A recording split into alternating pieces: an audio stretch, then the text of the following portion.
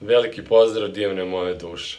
Sa vama želim da podelim jednu sjajnu priču za koju znam da će vas motivisati, inspirisati i naterati na razmišljanje. Ali pre te priče, intro.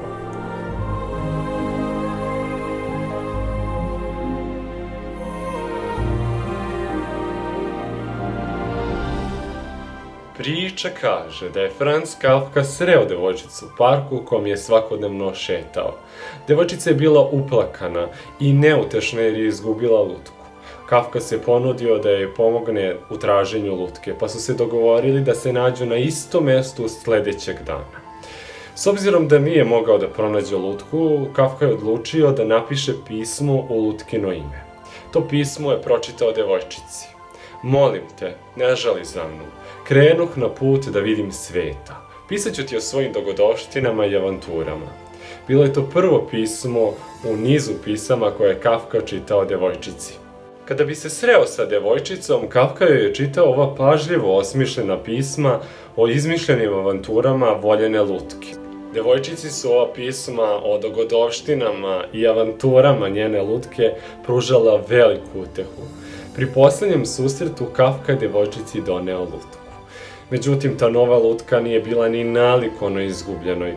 Na njoj je stajala poruka: putovanja su me promenila. Nažalost, ovo je bio poslednji susret Kafke i devojčice. Nedugo zatim, Kafka je oboleo od tuberkuloze, bio premešten u sanatorijum gde je i preminuo. Mnogo godina je prošlo, sada već stasala devojka pronašla je lutku, a u luci sakrivenu poruku. Sve što voliš, jednog dana ćeš izgubiti. Na kraju, ljubav će ti se vratiti u drugom obliku.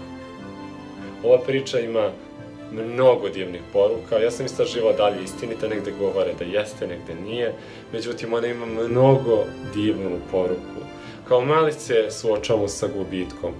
Kao odrasli se suočavamo sa gubitkom. Može to biti veliki gubitak, gubitak voljene osobe, kao što je recimo devojčica izgubila lutku, ali gubitak se ne može porediti sa tom tugom koju osjećamo posle toga.